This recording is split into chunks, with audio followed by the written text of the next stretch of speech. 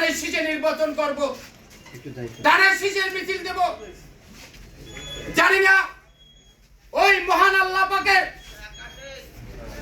কাছে আমরা কি অপরাধ করেছি। তাই আমি এই শ্রীরামপুর ইউনিয়নের সকল নেতা কর্মীকে আহ্বান করতে চাই, আমরা যখন আমাদের ধানের শীষ মার্কা আমাদের নেতা পাইনি, আমরা এখন কোন মার্কা চিনি না। আমরা 12 তারিখের নির্বাচনে কাঠালিয়ার সন্তান হিসাবে আমরা সারা জীবন রাজাপুর এমপি দেখতে পেয়েছি, আমরা রাজাপুরে ভোট দিয়েছি।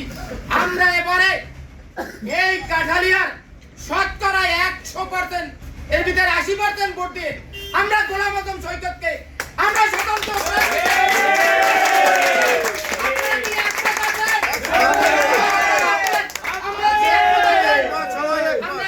আজকের অদবদ্ধ হলাম। ইনশাআল্লাহ 22 তারিখের আমাদের মার্কা যখন নির্ধারণ হবে আমরা তখন মার্কার কথা বলবো।